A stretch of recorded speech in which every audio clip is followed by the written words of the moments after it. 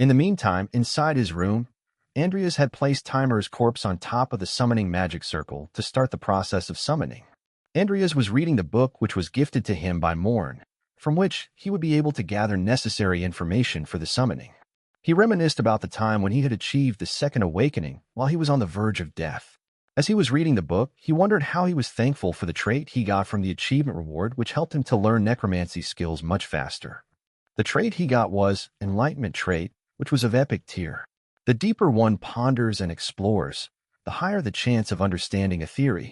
It was a trait that increased the speed of learning skills and knowledge, which helped him learn about blood curse, death fury, corpse explosion, and also the summonings of skeleton, ghoul, and revenant at a much faster pace than he had imagined. Andreas then stood up from the chair he was sitting on, and as he glanced at Timer, he thought how now that he could even summon a revenant, it might be time to try summoning Timer. Immediately, Andreas, taking a deep breath, raised his hand above the corpse and strengthened his resolve as he thought how it would be fine, as he had already double-checked all the potential causes of failure dozens of times. With a look of determination in his eyes, Andreas then decided to start the summoning ritual. Instantly, multiple magic circles started to appear above the corpses as a system window popped up stating how the revenant summoning was being executed and that one corpse had been detected. As the system window further stated how a usable material for necromancy had been detected, Andreas, who continues to pour his magic into the summoning, wonder how he could now fully utilize dual core trait. And as Nickel had evolved too, if he added the powerful force of Timer to the mix. Even if he was alone, he would have the might of a whole troop. Instantly, Andreas commanded Timer to arise, calling him the monarch of the tiger tribe, who made the continent tremble. As he uttered these words, suddenly the hand of Timer slightly started to move as strange mana began to emit from his hand, and a system window popped up stating how the summon material's ability value exceeds that of the summoner, which caused the stability to decrease. Another system window popped up stating how additional effects were applied. Meanwhile, the strange mana also started to envelop his whole body. Instantly, Timer opened his eyes wide open as another system window popped up stating how the revenant summoning was a success, which was of legendary tier. Timer then pushed his body up to stand up from the summoning magic circle, which started to emit purple mana, while another system window stated how the level of the completed corpse was huge, which added the status bonuses. With a fierce look in his eyes, Timer got up as the purple mana entirely covered him, which made him look more like the monarch he once was. With the addition of status bonuses, the level of the completed corpse was raised extremely high, making him a revenant fighter with high tier. Meanwhile, Andreas, who was witnessing all this, looked in surprise at the huge body of Timer, while another system window stated how the level of the completed corpse was transcendent, regaining some of its former egos. Out of nowhere, Timer howled, which was so loud that it sent shockwaves all around the room. Timer was a legendary revenant fighter of tier 5, which had mana of 891, had got the trait of egos and mastery of fist and berserk. Hearing the loud and powerful howl of Timer, Andreas started to bleed from his ears as he wondered how he had done a good thing by casting soundproofing magic. As Timer calmed down and kneeled in front of him, Andreas, calling him Timer, told him that from now on he would be his master. Then, as months went by, where seasons changed from spring to winter, somewhere in the Vilboar snowy mountains in the territory of Marquis Magna, many students, along with the instructors, were all gathered. Instantly, one of the instructors, looking at the students, told them that he would now explain the end-of-term exam. He then explained how the themes of the exam were survival and collecting points. Furthermore, while the students looked worried, he told them that all of them will be spending 72 hours on that mountain. While staying there, they would have to collect the points that are hidden throughout the mountain. Meanwhile, everyone present there was listening to the instructor attentively. Instantly, a girl beside Diane called her and told her that she was sure that Diane would best everyone else again this time. Then the instructor continued by telling them that the bracelets that they were wearing also counted towards their points, so they might want to take someone else's bracelet. The instructor also stated that if they are evacuated, if they were unable to continue with the evaluation, or if their bracelet is damaged, then they would be disqualified immediately. As the students heard all the instructions, they were left in a state of shock as they could not comprehend how they would be able to survive in that mountain. Concluding the instructions, the instructor told them that it was all he had to explain to them and commanded everyone to put on their blindfolds as the supervisor would escort them to the starting point. Immediately, the supervisors took all the blindfolded students to their respective starting points. Andreas was also among all the students. As they all got separated, Andreas started to climb a huge cliff. As Andreas climbed the cliff, he realized that he had reached Mount Vilboar's cliffside, and that was 46 hours before the end of the test. Then Andreas, with everything he had, reached his hand and grabbed whatever he could to climb the top of the cliff. Instantly, he reached the top of the cliff. Then as he started to stand on the snow, he realized that there was a flat area at the top of the cliff which looked like it could be useful for both attack and defense. Further, he thought maybe he could set up his new base here. Then out of nowhere, something caught his attention, disrupting his chain of thoughts. Andreas opened his eyes wide open in shock as he realized who it was. It was none other than Diane Alvin, who had a circle barrier that surrounded her and was also using magic to do something. Meanwhile, looking at Diane Alvin, Andreas questioned himself if she was actually using wide area search magic and a barrier at the same time. It seemed to Andreas that she might be able to protect herself from the blizzard and still be able to find her way around, but was also worried as the mana consumption must be immense. Abruptly, Diane Alvin's magic barrier, along with the wide area search magic, starts to fade as Diane falls to her knees, unaware that Andreas was watching her. Andreas, who witnessed Diane's magic fade and fall to her knees, was dumbfounded as to what was happening to her. But as sweat dropped from his face, he instantly realized what it was, as it looked like she had used up all her mana. Walking towards Diane, he then thought if he took her bracelet now, he could eliminate a powerful competitor. As Andreas came near, Diane immediately became wary as she felt a figure approaching her, but Andreas, without stopping, continued to wonder if he had Diane's support, he could easily get the top score. Meanwhile, Diane, who was scared, started to gather mana in the palm of her hands and threatened the figure to not move and asked who was there. Andreas, in response, calling her Diane, told her that it looked like she had used too much magic. Then Diane, who was ready to launch an attack, questioned if it was Andreas. While Andreas, with a calm look, told her that magic was useful, but she used it so recklessly in an environment like that, then she would surely get herself into trouble. Diane, as she heard Andreas, told that he was after her bracelet while pretending to give her advice and questioned him if he wasn't. Collecting all her remaining mana, Diane then threatened Andreas, stating that she might be exhausted but against someone like him. But to her own surprise, all her mana was depleted as her attack disappeared. She yelled in shock as to what had happened. Meanwhile, Andreas, who was calmly walking towards Diane, told to let him give her a suggestion, to which all Diane could do was yell at him to stay back. Diane, who was terrified of Andreas with sweat dripping from her face, told Andreas to say it right there. Andreas, looking at Diane, was bewildered as he wondered how she hated him that much to act like this, while Diane again asked him what he wanted. Andreas then asked Diane if she would like to team up with him, which left Diane puzzled and confused as she tried to comprehend what Andreas just said. Immediately, Diane, looking at Andreas, who had already bent down on one knee, asked Andreas why she should team up with him. Andreas then placed his hand forward and told her if he was alone, then he would be vulnerable if something happens, and that was much better to have a partner just in case, asking her what she thought. Confused by Andreas' statement, Diane, with a blushing look, told him that it may be true, but reminiscing about the person Andreas was in the past, she thought how she could not trust him because of who he was. Diane was grabbing her head as she still couldn't figure out what Andreas's intentions might be, if it was pride, reputation, profit, or personal gains, while Andreas reached into the bag in his back. Then Andreas, holding a chocolate bar in his hands, questioned out loud how he wondered what it was. Instantly bringing the chocolate bar closer to Diane, he claimed that it was a chocolate bar. Diane, who had lost all her energy, was drooling as she looked at the chocolate bar in amazement. Andreas, with a sly smile, then thought how his plan was working and told Diane, "Let's get along." Instantly, Diane, trying to hide her hunger, told him to not get her wrong as what happened just now was, but interrupting her, Andreas asked if really she did not want it. Meanwhile, somewhere in the mountains near them, a huge hand of a monster grabbed a student's head, which was bleeding from all round, as he asked his partner if this was wrong too. In response, his goblin partner held a scroll in front of him and called him a doofus, stating that it was not even close. Then the huge monster threw the body of the students into the snow, where multiple bodies of the students were also scattered. Then he told his goblin partner how his eyes were bad, to which the goblin yelled at him, saying how many times did he have to tell him that it was green hair. The goblin, in an annoyed tone, told how the weather was shit, exclaimed how he was stuck doing this shitty job, to which the huge monster behind him claimed how they had been paid and that they had no choice.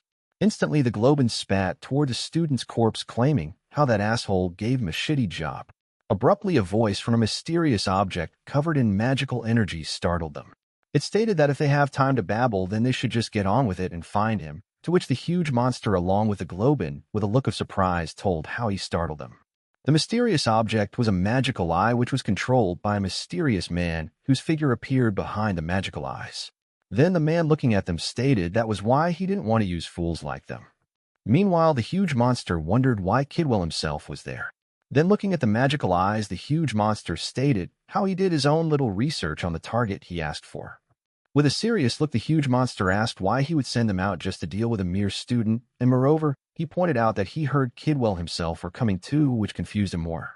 Kidwell threw the magical eye response by stating how he should mind his own business and just do exactly what Master Jester had asked him to do. Finally, Kidwell commanded them to go and kill the target, to which the huge monster and the goblin could only stand in silence looking at the magical floating eye. Instantly, as the magical eye disappeared, the goblin cussed at Kidwell, calling him an asshole. Then as the goblin drew his daggers back, he claimed how his mood was ruined and told the huge monster that they should get some rest before they go, but the huge monster, denying the goblin, told him that they should track the smell a bit further. Moreover, he pointed out that the human smell could either be from the students or the supervisors and stated if they just killed the students, then they would hit the target eventually. Walking away from the student's corpse, the huge monster then concluded that besides those students would become their enemies sooner or later, so they should take this chance to kill a lot of them, to which his goblin partner with a cunning laughter agreed to him, stating he was damn right. Meanwhile, Kidwell, who was on top of the mountain, called them fools, wondering how he had nothing to expect from them. Kidwell, then walking towards his army, who were preparing something, thought how they should go ahead and draw their attention to themselves. In the meantime, Kidwell's army had created a huge magic circle and were near completion as he wondered how they would plant a bomb formation on top of the mountain and destroy everything and everyone in the mountain. Meanwhile, Diane and Andreas were sitting in a snowy cave as they replenished their mana. Unbeknownst to them, Kidwell concluded that they were very close to burying Master Jester's target. In the meantime, Andreas held 2 more bracelets in his hand, exclaiming how they had already collected 6 bracelets in total. The students who Andreas and Diane outsmarted for the bracelets were hung in the branches upside down. One of them was in terrible pain as she held her head, shouting how the blood was rushing to her head.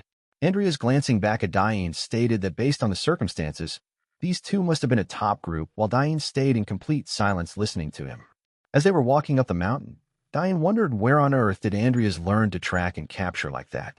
Andreas was climbing the mountain at a much faster pace, while Diane was still surprised how Andreas even managed to move swiftly over rugged mountain paths which were not very wizard-like. With a stern look in her eyes, she wondered how it was as if Andreas was a completely different person from the past. Both of them were still climbing the mountain without speaking to each other, while Diane was in a nervous state, looking as if she wanted to say something. Suddenly, Diane broke the silence as she called Andreas, which made him glance back as her. Diane, without any hesitation, asked Andreas what had happened to him now, as in the past he had been an absolute scumbag to her. Listening to Diane, Andreas got a smile on his face, wondering how she doesn't mince her words like always. Andreas then replied to her by stating if he had stayed the way he was, he would have lost everything. Diane was left in a state of awe as she didn't expect him to say something like this. Reminiscing about the past, he told that he agrees he had been an absolute scumbag to others, further wondering how he had never paid any attention to his sister Amy, even though she was the only family he had left. Diane was still listening without interrupting him, as Andreas continued explaining himself that he made up his mind to do better, and as he worked towards that, he discovered that he too had a gift. Bowing his head in gratitude, Andreas finally apologized to Diane, stating that he was sorry for all the horrible things he had done, to which Dean replied that it was okay. Andreas then asked her if they should continue their journey together, further stating that they should aim for the top. Seeing how Andreas was trying to become a better person, Diane, with excitement in her eyes, happily agreed to his proposal. As they were walking up the mountain, Diane, in a joking manner, told him that there can only be one winner, to which Andreas replied that he would be the one to win. Meanwhile, Ivy was right behind a tree, listening to their conversation. Ivy, glancing at them, thought how Andreas didn't even blink when he killed someone during the Ballerant case. She was still in disbelief if he had really changed for the better, further wondering how someone who has been living like a fool became like this just because he had a change of heart. After a while, both Andreas and Diane were sprinting to get to the location. Diane, who was fully covered by an orange shield, asked Andreas how long until they reached the point location. Andreas, who was looking at the map, replied that it would take about 3 minutes to reach there.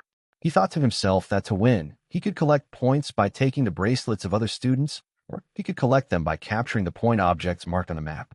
As they were sprinting at a fast pace, Andreas quickly glanced at Diane, telling her to get ready for an enemy attack. Out of nowhere, the huge monster slashed his axe right in front of Andreas, who was quick to dodge the attack as he had already sensed that the enemies were coming. The slash of the axe was so powerful that Andreas almost fell to the ground. However, he kept his balance to not fall down. Meanwhile, Diane was about to fall down on the ground because of the powerful intensity of the attack. The goblin, with a grim smile on his face, told a huge monster that more brats have shown up. The monster couldn't believe that he missed his attack. In the meantime, the goblin, who had a knife in his hand, laughed at the monster and stated that his eyes sure were shit. Andreas, with a look of surprise, was trying to recognize who the intruders were. As the monster and the goblin were intently looking at Andreas, Diane quickly ran towards Andreas, asking if he was all right. Andreas replied to her that he was fine, while Diane, who made her way back, still couldn't comprehend what was going on. Andreas stated how things did not look good there as he witnessed the students they tied up were severely injured, lying on the ground. One of the students was bleeding all over her face while the other one was fully knocked out. Diane was in a state of shock to see the injured students, further asking Andreas what really happened there. Andreas and Diane stood still watching the intruders, as both of them did not have any idea what was going on. Suddenly, the goblin tried to grab the scroll which was inside his clothes. After taking a look at the scroll, the goblin instantly recognized the green hair, telling the monster that it was the man they were looking for all along. Hearing this, Diane quickly glanced at Andreas as she couldn't comprehend why they were looking for him. Meanwhile, Andreas was still looking sternly at the intruders. Andreas didn't understand how they recognized, so he asked them if they knew him, while the goblin, with a sharp dagger in his hand, told the monster that it was worth the wait. The huge monster, with a terrifying look on his face, told Andreas to not be a stranger, and he was the reason they came there. The goblin, who looked thirsty for blood, stated that they should kill Andreas and get the hell out of there. Without any hesitation, Andreas sternly told them if they wanted him, they should let the others go and have a conversation somewhere more private. However, Diane was not happy with that, as she told Andreas that they should fight the intruders together. Andreas knew what he had to do, so with a determined look, he said that there are some who are still alive and how she should take care of them until the overseers arrive. Diane was terrified about the whole situation, as she was still insisting to fight them together, while Andreas, trying to calm her down further, stated how he was confident that he could win. Raising the dagger up, the goblin ridiculed Andreas by calling him stupid to think he could win against them. The goblin, who was still laughing and underestimating Andreas, agreed to find a private place, stating that it suits them just fine. While the three of them made their way, Andreas looked as if he had nothing to fear about. In the meantime, Diane was still worried about Andreas as she was watching them leave from a distance. Soon, they reached a private spot which was in between a mountain and a forest. Andreas then told them how around here was a good enough place to fight, to which the huge monster agreed, stating that no one was going to notice if they made a loud noise here. Suddenly, the goblin glanced at the monster and said all they had to do was cut off Andreas's head so he could not be recognized. Even after hearing this, Andreas was so confident while he was standing still, turning his back at the intruders. Grabbing the huge axe with both his hands, the monster then told the goblin that they should get this over with and cut ties with that guy, to which the goblin agreed. In an instant, the monster was ready to make the first move as he raised his axe right above Andreas, while Andreas was still calmly standing waiting for the attack. As the monster ferociously slashed his axe, Andreas swiftly moved away, dodging the attack effortlessly. Suddenly, the goblin ran right towards Andreas to attack him while shouting not to forget about him. The goblin jumped to attack Andreas with two sharp daggers, but Andreas, with a cold look on his face, swiftly dodged the attack again. In the meantime, the huge monster was preparing to launch his second attack. He was looking as if he was ready to use his full force this time, while Andreas was thinking about how he could defend his attack as well. In an instant, there was a huge sound and a flash of light that left the monster in a state of bewilderment as he exclaimed what the hell had happened there. Meanwhile, the goblin, who still had a grin on his face, tried his best to stand his ground from the shockwave of the clash. The monster and the goblin were both shocked to see the upper part of the axe, which was cut into half, lying on the ground next to Andreas. This time, Andreas took out his sword to cut the axe into two halves. The monster, holding the bottom half of the axe with a surprised look, asked Andreas if he was not a wizard. Andreas, with confidence on his face, called out their names, which were Mantos and Glau, and told them that they should better drop the prejudice that wizards couldn't use swords. Meanwhile, the goblin further asked Andreas how he knew their names, while the monster was still shocked as to what was going on. With a smile on his face, Andreas exclaimed that he would tell them everything if they told him who from the congregation sent them, as he slowly raised his hand, which was emitting a powerful blue mana. Both of the intruders were terrified as they witnessed the blue mana, while the goblin said how the whole thing looked like bad news. Suddenly, Andreas brought out his new legendary summon, which was the Tiger King, Timer, and his trusted swordsman, Nickel, as they both were emitting immense aura around them. Having the legendary summons behind his back, Andreas smirked and further warned them how they should start talking soon even if they didn't want to. The intruder didn't have a clue that they would have been outsmarted by a kid like Andreas. Abruptly, the goblin mentioned the name Kidwell and called him a bastard. In the meantime, Andreas had a curious look on his face, wondering something about the gauntlet. As Nickel approached to fight the intruders, Andreas quickly raised his hand, telling Nickel to wait. Glancing back at Nickel, he ordered him that he can cut down anyone who tried to run away. Listening to what Andreas was saying, both intruders felt like they were being disrespected as one of them called him a cheeky little shit. The huge monster looked like he was ready to throw another attack at Andreas. Suddenly, he shouted that it was not over yet and started to advance as he raised his hand to strike a punch at Andreas. Meanwhile, Andreas was wondering how he should try to combine his skill from back when he was still Makoto Kaneshiro with a combat prowess skill here. As the monster attacked him with his punch, Andreas, with all the experience, swiftly dodged his punch and counter-attacked him with a punch of his own, which landed right at the jaw of the huge monster. Andreas was busy fighting the monster, so to take advantage, the goblin started running towards Andreas. He quickly used his knife to attack, but Andreas quickly sensed the goblin and was already prepared to counter the goblin's attack as well. He used both his hands in between the goblin's hand, which made the dagger flying above them. Andreas was quick to grab the dagger, exclaiming that he will show them how to use a dagger properly. Andreas started swinging the dagger at the goblin, while the goblin couldn't comprehend how he was being outclassed by a kid. He was doing all he could to defend himself from attack, while Andreas, with a fierce look in his eyes, kept on attacking the goblin with the dagger. It looked like the goblins did not stand a chance against Andreas. In the meantime, the monster who was punched by Andreas was on his knees, as he was trying his best to get up. Suddenly, with a purple spark in his eyes, prepared to inflict another attack. As his eyes turned fully purple, he swiftly moved in front of the goblin, viciously attacking him multiple times with the dagger. The intensity of his attacks were so powerful that the goblin was sent flying a long distance back. He was fully knocked out by the strings of attack which came at him. Meanwhile, the huge monster finally stood up and called his partner's name. Hearing this, Andreas, who looked ever so cold, glanced back at the monster. The monster looked like he was not in a good state. He was bleeding heavily from his nose while he was holding his head with his hand. Andreas looked at the monster's state and asked him if he was already done with the fight, while wondering how his combat prowess was working perfectly.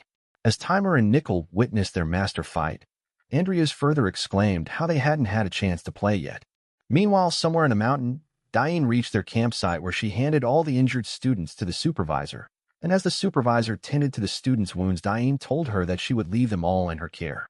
In response, the supervisor told her that they all were aware of her abilities in standing at the academy, but pointed out that she thought it would be best if they worked together.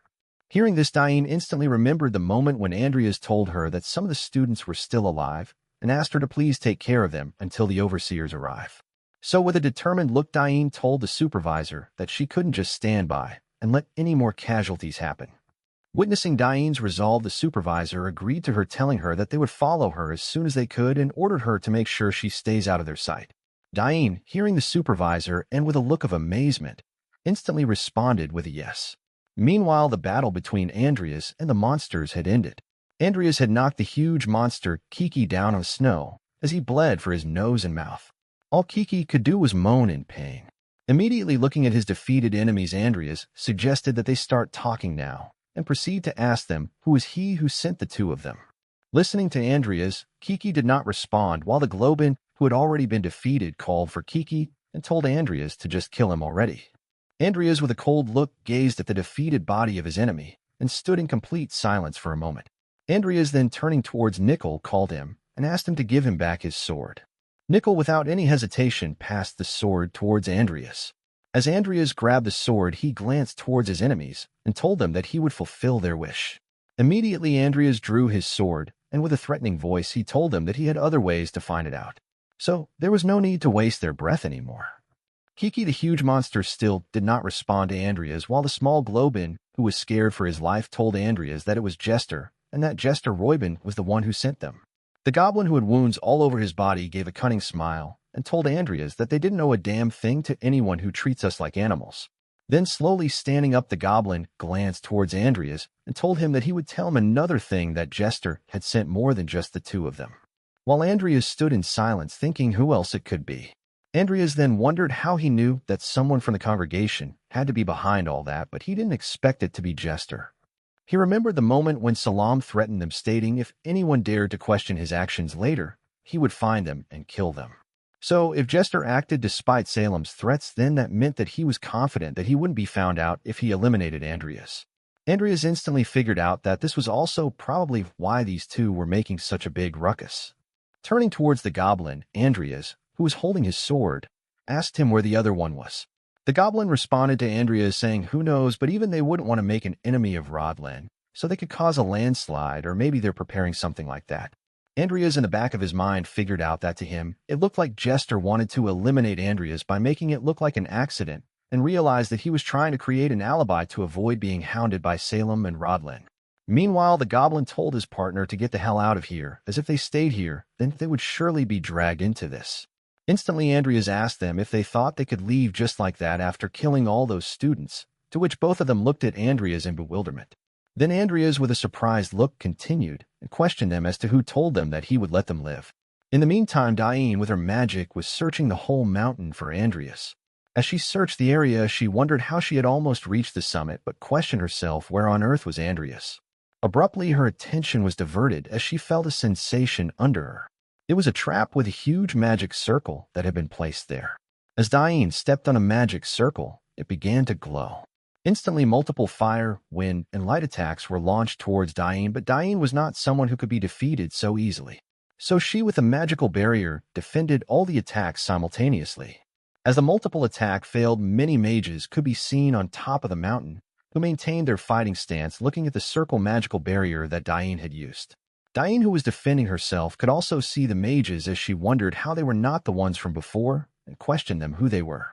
Meanwhile, Kidwell, who was among the mages that attacked Diane, wondered what kind of little rat scuttled into their ritual place, but looking at Diane defending multiple attacks simultaneously, he guessed that she was no run-in-the-mill brat. Instantly, Diane, looking at the floating Kidwell, claimed that they attacked her out of the blue and won't answer her questions. So gathering mana on her hands, Diane threatened Kidwell, stating not to blame her if she kills him. Then Diane created a huge snowstorm that wiped all the mages that surrounded her instantly. Watching Diane prepare such a huge attack left everyone in surprise. But Diane was not done, as she prepared her ice magic to attack the mages while they were confused from the snowstorm. As the ice spheres hit the mages one by one, Kidwell was left dumbfounded as he witnessed Diane using double chanting as she mixed the snowstorm with ice magic, making it a deadly combination. Meanwhile, Diane was furious at them as she launched multiple ice spheres at them, commanding them all to disappear. Her attacks were so powerful that the mages were no match for her as she killed them one by one as they tried to make sense of the snowstorm. Simultaneously, Kidwell created a shield to defend himself from Diane's attacks, while he warned his mages by calling them fools and warning them to dodge. Diane, who was fighting desperately, started to sweat as she gasped for air to gain more energy. Kidwell was amazed at what Diane could do, so while he defended himself from her attacks, he told her that she had a frightening control of mana despite her age. Immediately, Kidwell landed on the snow, as he had a plan of his own to deal with circumstances just like this. So then he grabbed the magical floating eye as he wondered how, even though Diane was powerful, she was just a brat. Then placing the magical eye in his forehead, Kidwell, with an evil smile, exclaimed how amusing and stated how he would play with her until their business was done. Instantly, the magical eye that Kidwell placed in his head started to spread its tentacles, while Diane stood in bewilderment watching Kidwell and his magical eye. Diane, with her eyes wide open witnessing all this, immediately realized that he was using black magic. In the meantime, the magical eye which was glowing in Kidwell's head had entirely covered Kidwell's body, leaving only his mouth exposed and giving him immense power. Kidwell's new magic power was so strong that it could even be felt by Ivy, who was somewhere in the mountain inspecting the dead students' bodies. As Ivy sensed the immense black magic, she turned around to see the direction of the source of the magic. Ivy then glanced towards the summit of the mountain and questioned herself what the presence she just felt was. At the same time in the summit, Diane was struggling to defend herself from the ferocious attacks by Kidwell with his magical eyes. All she could do was deflect all his attacks by her magical barrier, but But she was also worried because if she continued to use her magic powers at that rate, then her mana was going to be depleted soon. But Kidwell was not her only enemy there, as the mages from Kidwell's army were also prepared to launch their attacks towards Diane while she was busy defending against Kidwell. Even though Diane tried her best to defend against their attacks too, but it was too late as their attacks reached near her. Instantly, their attacks reached Diane. As it hit her shoulders, there was nothing that Diane could do but brace for impact. The impact of their attacks was immense as it sent Diane flying down from her barrier into the snow-covered ground, while Kidwell, with the power of his magical eyes, had transformed into a monstrous creature with tentacles. At the same time, Diane was struggling as she tried to make sense of what just happened. Kidwell, who had his whole body covered by the magical eye and had tentacles all around him, looked at Diane and started to give an evil laugh, claiming that this was what he called a difference in experience. In response, Diane slowly stood up from the snow and asked him what he really meant by difference in the experience, further pointing out that all he was doing was just adding an extra head on top. Kidwell, along with his subordinates, were astonished listening to what Diane just said, and in an annoyed tone proceeded to ask her what she meant. Then, as Kidwell couldn't control his anger, he started to cuss at Diane, calling her a little, warned her that he was going to rip her to pieces, to which Diane, calmly collecting her mana on the palm of her hands, called him an old man and told him that threatening her like that only made him more ridiculous. Abruptly, with a look of surprise, Diane sensed someone else's presence there. But the furious Kidwell could no longer control himself and instantly launched his tentacles towards Diane, claiming that playtime was over. Diane, who had fought relentlessly just moments ago, now looked defenseless as the tentacles approached her. It looked like this was it for her. But to her surprise, the tentacles that were launched at her were cut down by multiple slashes. A mysterious man holding a sword in his hand had slashed some of Kidwell's tentacles while protecting Diane from his attacks. Witnessing the sudden appearance of a mysterious swordsman, Diane was left in a state of shock as she tried to figure out who it could be. Not only Diane, but Kidwell himself could not comprehend what had just happened as he clenched his teeth in anger. Instantly, Diane, who was falling on the snow as she bled from her mouth, asked the mysterious swordsman who he was, to which the mysterious swordsman turned glance towards Diane. Even though the mysterious swordsman was wearing a mask, his eye that was staring at Diane could be seen as he stated how he was a mercenary who was hired by Rod Lin, and further told her that he would take it from there, commanding her to hurry up and run. Diane then wiped the blood from her mouth and told the mercenary that he just showed up out of the blue and thought he could take on these guys by himself, further questioning him if he was out of his mind. In response, the mercenary told her that the enemy's goal wasn't to get rid of him or her. At the same time, Andreas, who used the mask artifact, wondered how he couldn't call Nickel and Timer out now. Andreas then maintained his fighting stance and told Diane that Kidwell wanted to start a landslide in that whole area, so she should hurry up and leave, to which Diane just stood behind him in surprise. Kidwell, who was witnessing all this, got furious as he was exposed, then instantly started to yell at him, calling him a bastard, asking him who he was, and further questioned him why he knew that. Meanwhile, Andreas, who was behind the mask, stood confidently and asked him why he would tell that to someone who's about to die. Hearing his answer, Kidwell, who was already furious at him, attacked him with all his tentacles, calling him an insolent fool. But Andreas, being the clever one, confidently jumped towards Kidwell. Andreas sent multiple slashes from his sword as he swiftly dodged all of the tentacles, cutting them into pieces. Kidwell could not comprehend how that mysterious swordsman could easily dodge his attacks. At the same time, all of Kidwell's subordinates took a fighting stance, aiming at that mysterious swordsman. They then launched their magical attacks towards the direction where the mysterious swordsman was determined to kill him. But to Andreas, their attacks were meaningless as he deflected all their attacks simultaneously with his sword. That was not the end to Andreas' plan, as he instantly vanished, leaving everyone along with Kidwell bewildered as to where the mysterious man went.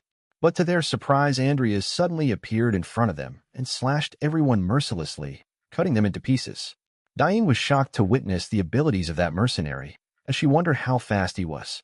Meanwhile, Kidwell, with the power of the magical eye, channeled all his magic towards a point, aiming at the mysterious swordsman.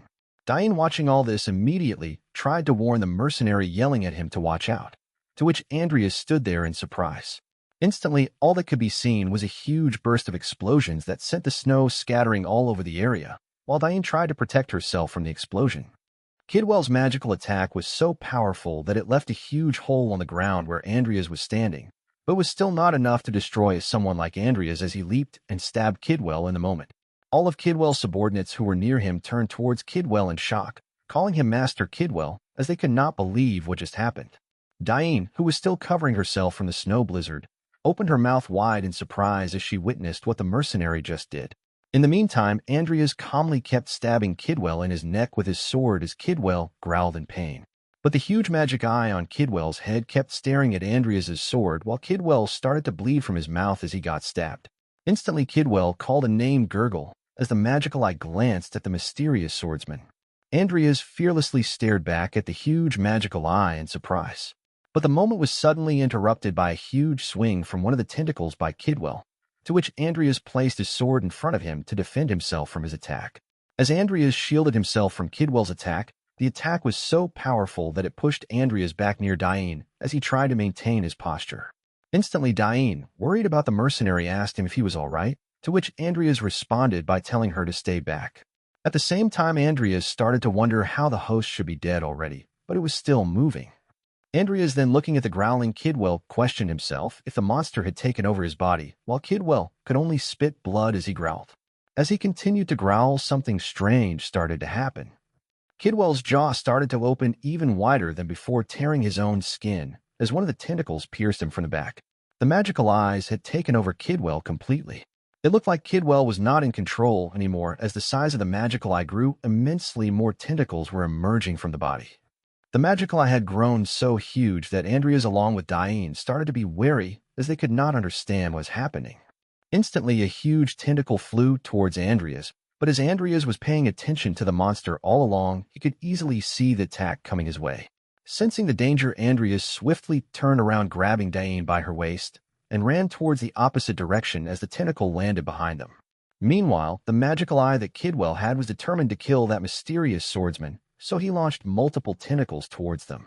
The tentacles destroyed the ground beneath them, scattering all the snow everywhere. Even his subordinates could not escape the magical eye's assault. At the same time, Andreas took Diane to a safe space and left her there, telling her to get away, while he made an opening further, exclaiming her to do it quickly. Then Andreas instantly dashed away, leaving her behind as Diane tried to tell him something. Immediately, as Andreas dashed forward, he slashed multiple tentacles that were launched at him, cutting them into pieces. Witnessing the skills and abilities of the mercenary, Diane was left dumbfounded as she wondered how she didn't know who he was. But he saved her life. She knew that she couldn't just abandon him and run away. So she instantly tried to channel her remaining magic power. Then, creating a small block of ice from her magic powers, she thought how she needed to do whatever she could to help him.